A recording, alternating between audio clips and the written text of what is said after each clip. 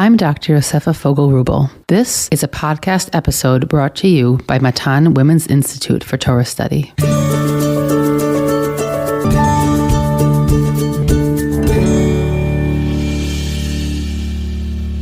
Welcome back to Bamidbar series titled Community Between Order and Chaos, where we are exploring the gap between the vision for community laid out in Bamidbar and the real-life challenges to this order presented throughout the unfolding chapters. Each week, I'll be partnering with a communal leader from around the world to explore these themes. We'll hear about their different challenges and responses to these difficult times, as well as our usual deep dive into these themes in the Parsha. To sponsor an episode, please contact me at podcast@matan.org.il or contact the Matan office directly. If Parshat Ba'alotcha transitioned us into the complaints and degradation of the people's spirit in the wilderness period, I often think of this week's Parshat Chukat, as part of the slow climb upward. We have moved to the end of the wilderness period after the passing of 38 years. The Parsha opens with the enigmatic ritual of the red heifer, the Parah Aduma, and continues with a subtle interweaving of deaths and small gestures of the people's maturation. Miriam and Aaron depart from the world in this Parsha. Moshe is officially declared unable to enter the land of Israel in the famous story of Meriva, an outcome that seems to have preceded the crime upon which it is hanged, but the people unify in prayer. They are preparing knowingly or unknowingly for life without its first generation of leaders. And while important people often think they are irreplaceable, we have initial inklings that the people will be able to gather themselves and function even without them. First, they pray for the release of a captive, and God hears their prayers. They fight a war against Sichon, the king of Amori, and are successful.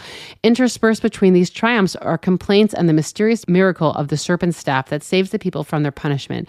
It is a real teenage moment, highs and lows intertwined, but the highs slipped in there remind us that the potential is great and that when left without their leaders, they will remain standing with the strength imbued in them by their wilderness boot camp experience. My guest today is the esteemed Dr. Erica Brown, who is the Vice Provost for Values and Leadership at Yeshiva University and the founding director of its Rabbi Lord Jonathan Sachs Herenstein Center for Values and Leadership. She previously served as the director of the Mayberg Center for Jewish Education and Leadership and was an associate professor of curriculum and pedagogy at the George Washington University. Erica is the author or co-author of 15 books on leadership, the Hebrew Bible, and spirituality. She has a daily podcast, Take Your Soul to Work. Her book, Esther, Power, Fate, and Fragility in Exile, was a finalist for the National Jewish Book Award.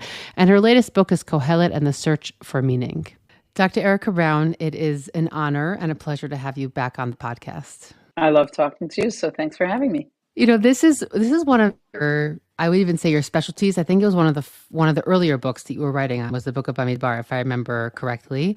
And, you know, you could really speak about any subject in the book. And we're here specifically to speak about the, I don't know, critical watershed moment of the complaint and the response of Moshe and Aaron to that complaint. But why don't you sort of jump into this conversation for Parshat Chukat, whoever feels right for you? Thank you. I would say every page of this Sefer feels right and also wrong, because it's just so much happens. There's so much collapse of community. There's so much breakdown of leadership. And I have to say that I've always been drawn to Bamidbar. I'm very interested in the impact of topography on self, of space, and how it shapes religious consciousness or takes it away. And I think I keep turning to this Sefer right now more than ever before.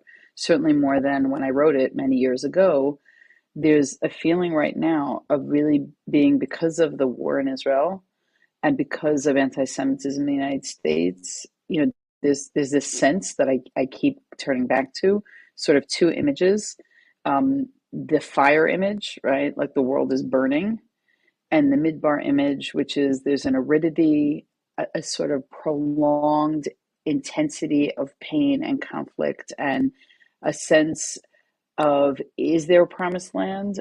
In certain ways, I've come to see what we're experiencing now as having its origins in the Midbar.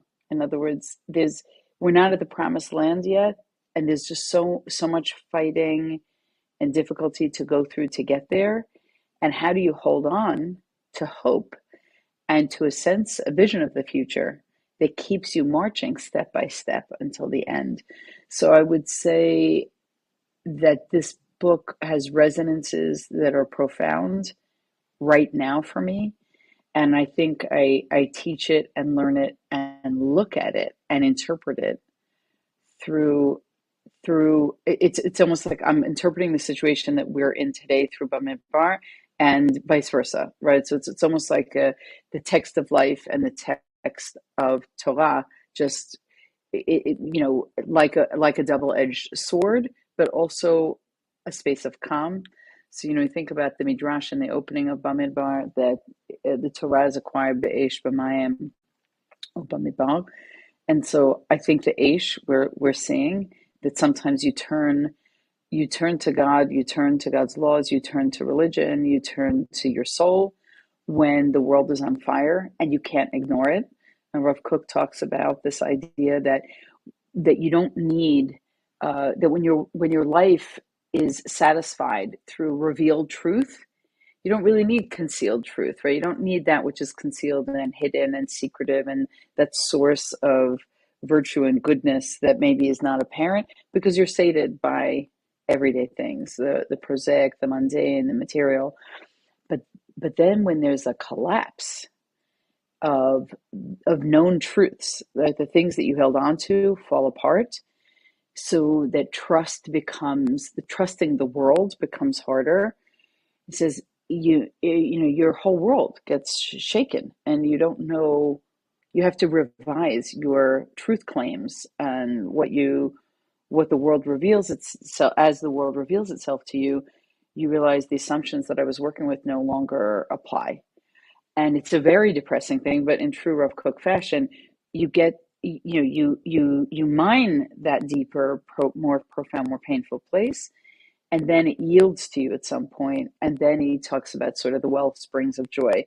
So I want to think about that midrash in the lens of Rav Kook, that where the world is on fire, there's Aish, there's Midbar, but someplace there's Mayim. And I think that's always the key to life in the desert, is to keep marching until you find the water, right? There's an oasis somewhere.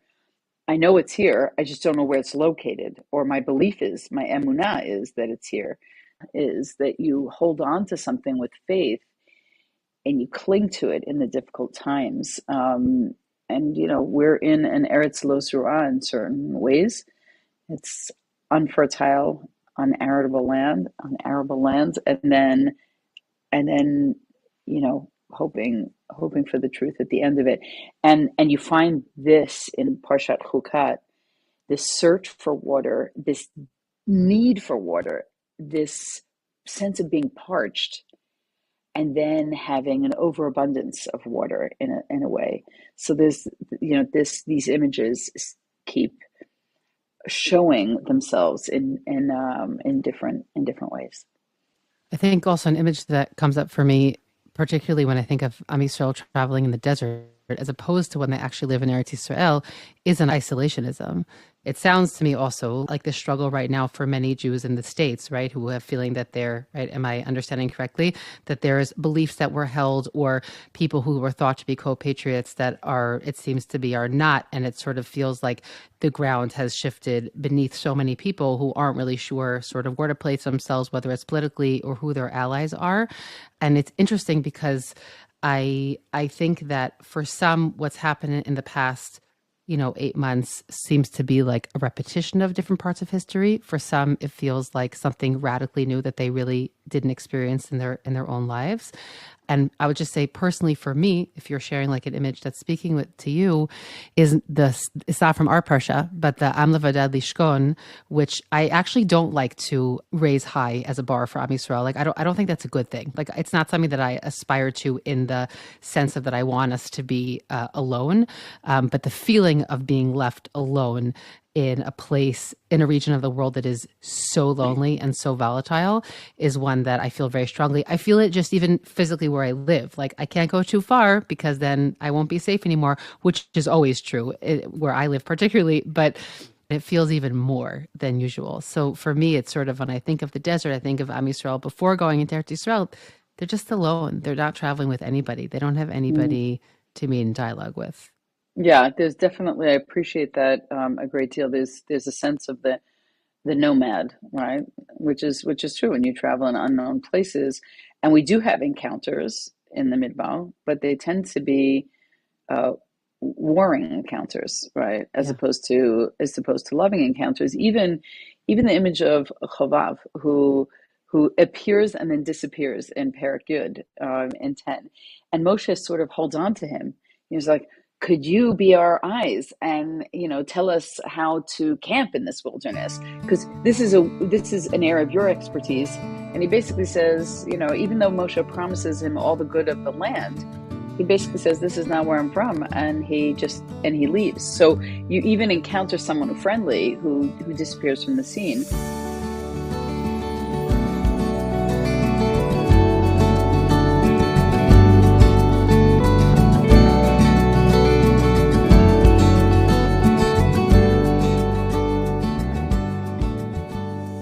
I would love to get into Chukat. I think that it's a transitional parsha in many, many ways. And you said before that, we don't know that everyone's died, essentially. And we also don't even know that 38 years have passed. But in this parsha, Right. we jump also in time, and we get to that space. And I just want to say one thing before we talk about a big, important complaint story, which is that we really like to give Am Yisrael a bad rap for what happens in the book of Bamidbar, but we don't have any stories for many, many years in the middle. And so while we like to there are some really big blunders, and we can't minimize Korach, and we can't minimize the scouts, and we can't minimize some of the repeated complaints about water and food.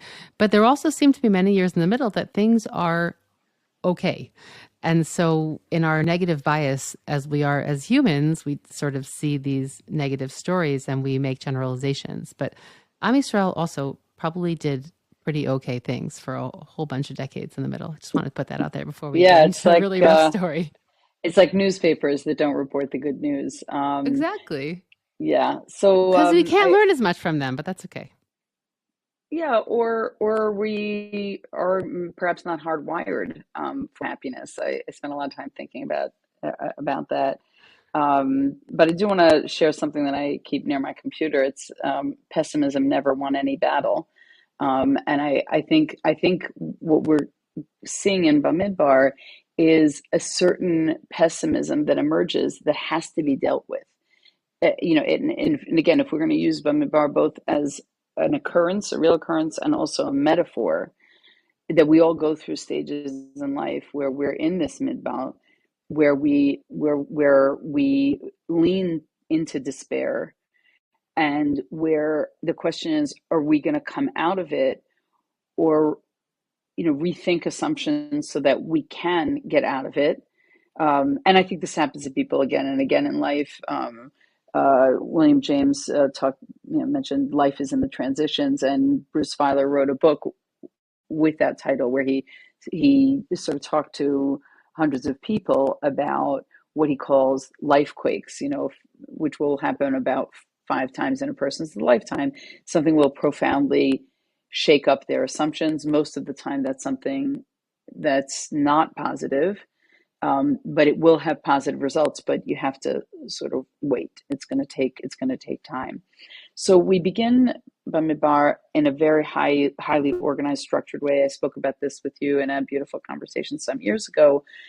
The idea that the topography is a character that is pushing us back as we try to advance forward, but we're advancing forward not in a straight line. Anyone who's been on a bus to Eilat, and then in a bus to Sinai, or Egypt, as I did when I was 19, it doesn't take that long. It just doesn't take that long, and it takes a long time when you're going to be there in this cloud of uncertainty for a while, and all this natural world is pushing against you, and nature has disregard for humans. So unlike sometimes the pliancy of other human beings, where you might hit a point of compassion, you might change someone's mind. The wilderness is as it's advertised unless we tame it. So when you go on an experience of safari, which I've been privileged to do twice, you realize that a lot of nature has been constructed for you to have an experience that you think is wild, but it's actually highly curated and manicured, right? So the salt lick is there so that the animals come, you're at a certain time, other people are scouts and watches so that you see you're having a tamed experience of nature. But when it's untamed, right? So we have that we set ourselves up. We have a camp. We have a demarcation of the way in which we are supposed to camp. The We have flags. Where we know who's in the army through a census. So all those things help us negotiate uncertainty. But as we move forward, for some years, you're right, nothing happens. And then things begin to break down. And they break down first in the family with Moshe, Aaron, and Miriam. And that final breakdown will happen in Chukat, in Kaf, in 20, because Miriam will die and then Aaron will die. And those two incidents bookend, if you will, the main complaint of the parak. So I want to take us into the actual book, Vayavo V'nei Yisrael Kol Ha'edam Midbar Tzin. So the image of really being on the front of a new desert, the Chodesh HaRishon, in the first month, right? So it's sort of like the beginning of a new chapter, and the new chapter will be marked, ironically, by the death of two of its leaders. So you have to now manage, not only the people have to manage the loss and absence, but Moshe himself has to manage the fact that this tripartite leadership structure that has been a support and a hold on him is now also going. So we're going to be in Moshe's midbar for this parak. And when you think Yeah, of it's really Moshe in grief mode in this moment. Meaning, I think that if we miss that, the connection between those pieces of Moshe now is somewhat frantic internally. And I also just want to like zoom out for a second. And any of us who have watched people watch, I don't mean in a voyeuristic way, but any of us who have observed people in mourning, there's a real disarray that happens internally if it's somebody that was meaningful for you. We read it often just because of, oh, Miriam dies, so that's why they don't have water. But it's Miriam dies and it does something to Moshe and possibly also Aharon, especially Miriam is the one who, saved Moshe. Like, meaning this is a really deep connection between siblings. It's not like it's a deep space that's been totally right. upended. And I want to talk a little bit about that sibling relationship before we go into this, because Moshe has to contend with something that a lot of people are contending with now.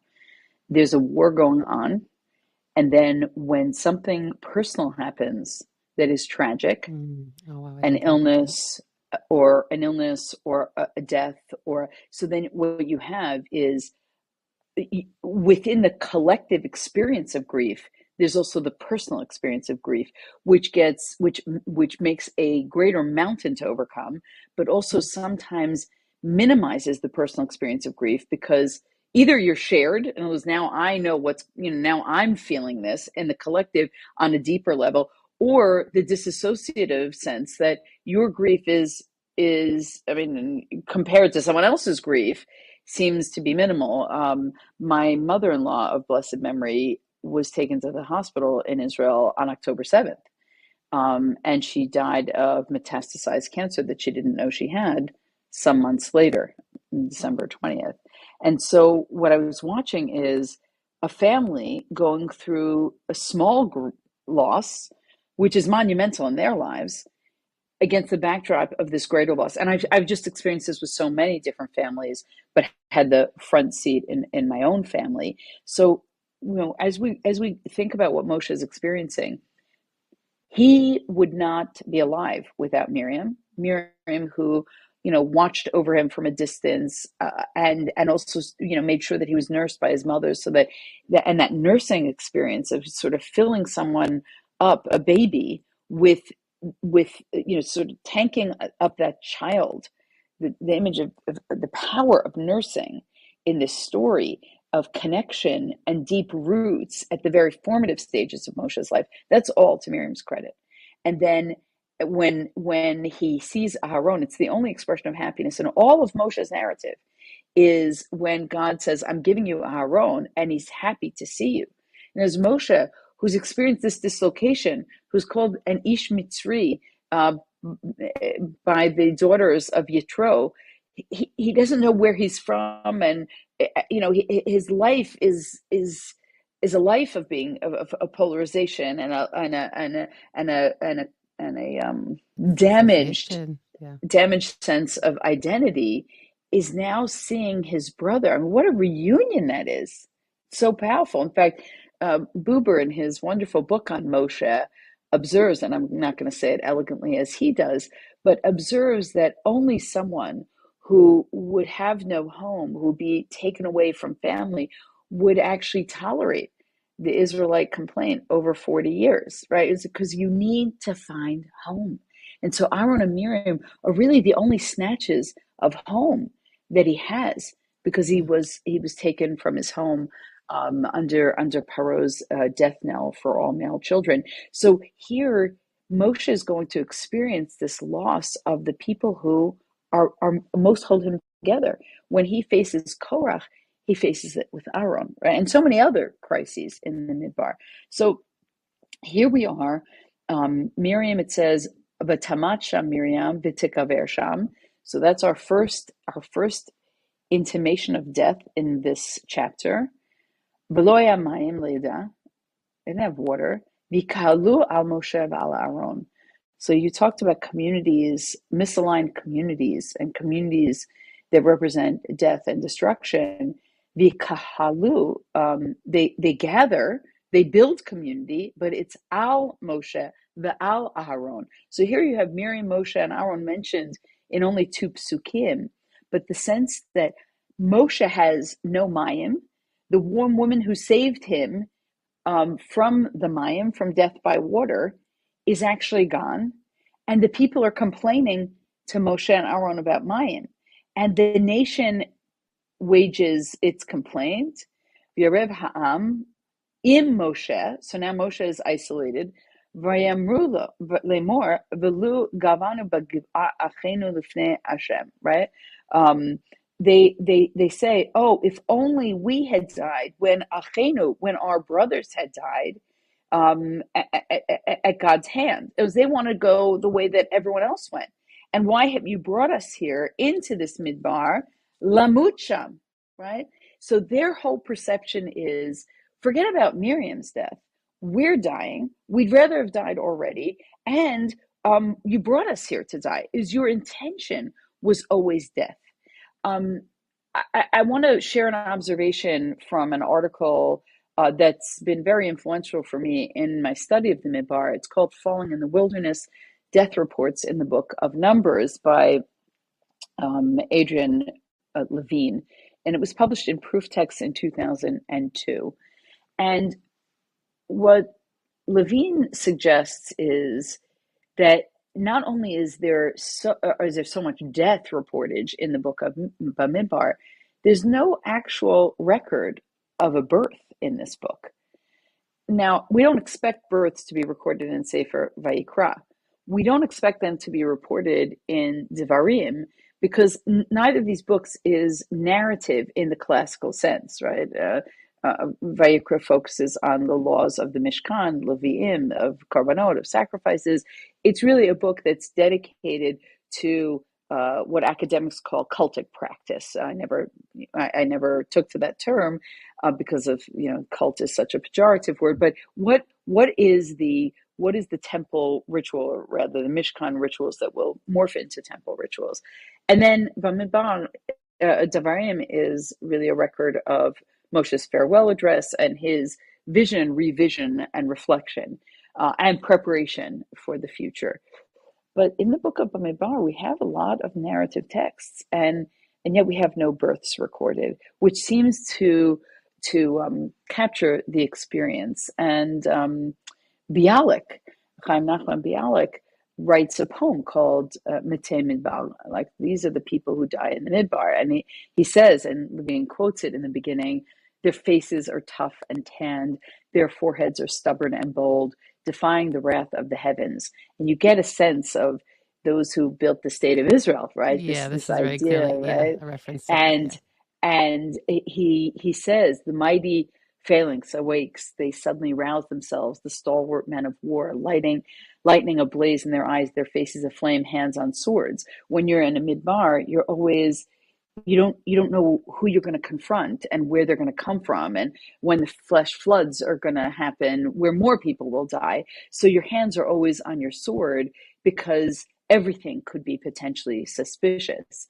And it says, no one on earth knows the site of where all of these people die, nor knows of their rise or their fall. There's an anonymity in the midbar. Heaps of hills piled up by the storm enclose and encircle them. So you die, and the image of animal bones in the midbar, that the bones are scattered and the bodies decompose, Yeah. and then they disappear into the very landscape. And so the idea of death taking us when we can't figure out how to resolve a problem, and the problem is so urgent and painful, we think the only way this will be resolved is with the resolution of my own life, with my death. And I think that when that becomes the only option for people, Mm. they fail to be empathic to Moshe's crisis. In another circumstance, when the world feels generous to us and we enjoy its generosity, we can have empathy.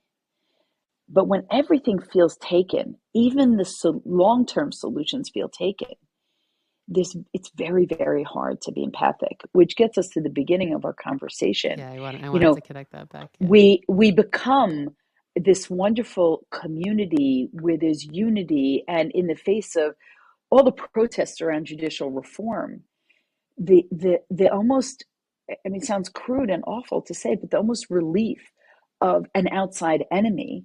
And of course, in the beginning of the war, all those images of people who stood on opposite sides in terms of the judicial reform protest, coming together, serving together, being in Miluim together, and then the rest of the world, right? The French Jews and the Australian Jews and the Jews of New Zealand and the Jews of California, the Jews of, everybody was united in this. Everybody was supportive in this. And now, as there are internal fractures again. Yeah. Are we doing enough for the hostages? But what about the soldiers? But what about the government? But what about and you see this break apart, and it becomes harder and harder to have empathy. The empathy Yeah. goes when the society feels less generous. So I'm we, as you mentioned earlier, we actually come together to realize Miriam's loss in the midrashic treatment, the loss of water, that nourishing, essential in the midbar. We only realize it as a community when it's gone. That's according to Yeah. the midrashic take. But Yeah. I'm struck by the fact that Moshe and Aaron have no time to mourn here. Aaron at the end of the parak is going to get his 30 days, right? And Moshe will get his 30 days in Lamed Dalet of Devarim, in Deuteronomy 34. There'll be these 30 days of mourning. But the very source of water, when we don't have water anymore, right? Miriam's well, we don't have Miriam anymore. We forget, because all we can think about, we forget to be empathic to Moshe and Aaron's loss. We can't. We don't have any stores of energy to do that. That's what happens in a fractured society. In a fractured society, there's no empathy, right? There's no compassion, and when you look, we have the repetition here of why you made us leave Egypt, and Umayim ein l'shtot. There's not even water to drink here. There's nothing. Now, Moshe and Aaron have a response, and I want to share the response because we tend to focus a lot on the hitting of the rock, and there's so much to say about it. I want to focus on where Moshe and Aaron are in this moment. Vayavo Moshe v'Aaron mipnei hakahal el petach ohel moed. They have to retreat to the ohel moed because the community that should have been supporting them has gathered against them.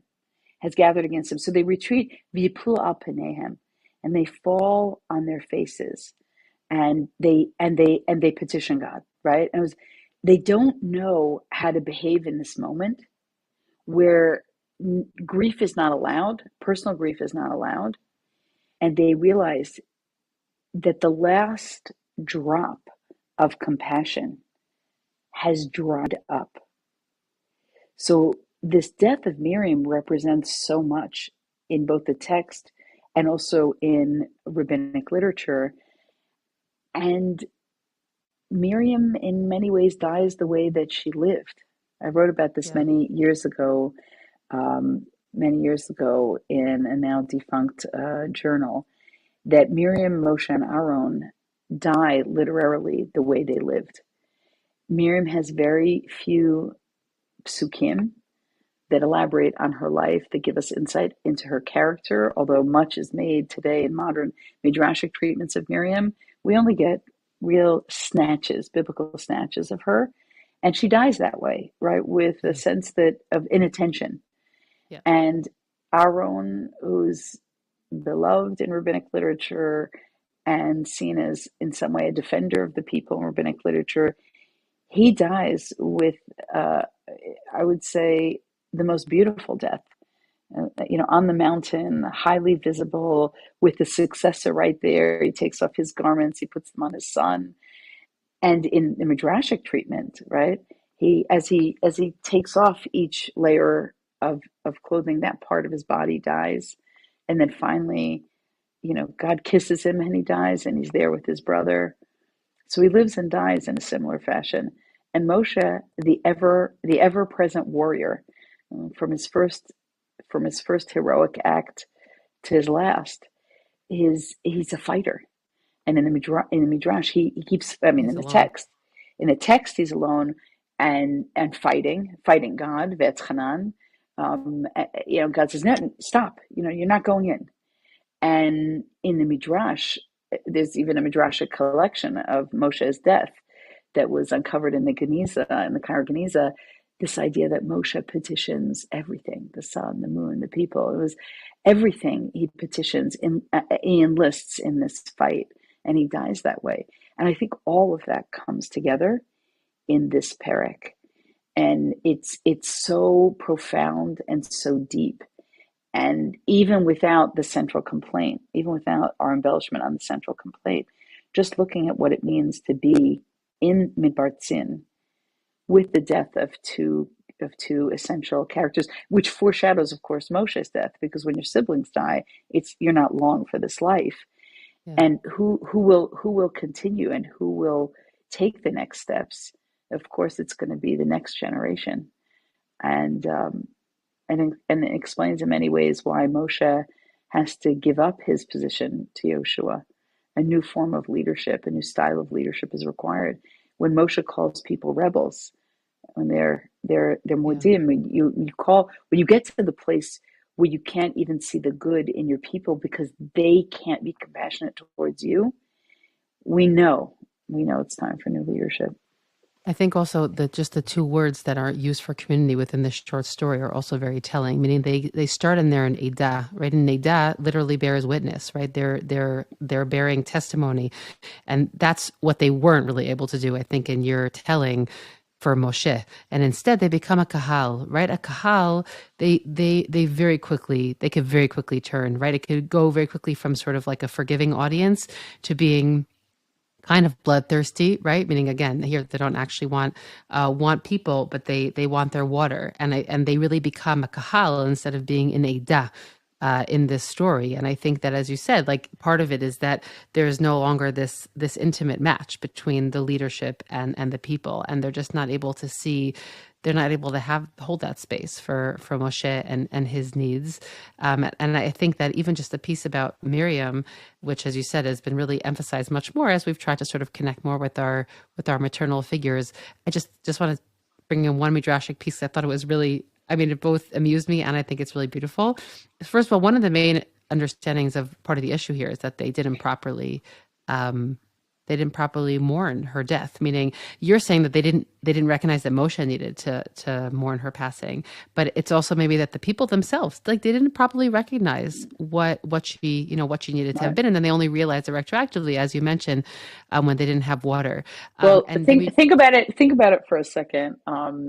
When someone dies and there's no news, someone famous, a famous politician or a yeah, celebrity or hero, when the news cycle is quiet, you get a lot about their death. But right. when big things are happening in the world that require reporting, the attention is much smaller. I just want to leave with sort of a moment of hope because it's hard to be in this place for a long time. And yet, in Tanakh and also in the current climate. And yet you see that the only way you can get through Midbar is by waking up each day and choosing to take the next step. When you're in a situation of deep tragedy, often that's the advice that people are, I don't know how I'm going to go on. You wake up and you take the next step, and you don't know necessarily where that step will lead, but there's such bravery in the step. When you look at the book of Ruth and the tragic losses that form the inverted pyramid of isolation that Naomi experiences, loss of community, loss of place, loss of husband, loss of children, infertility, intermarriage, Naomi makes a decision.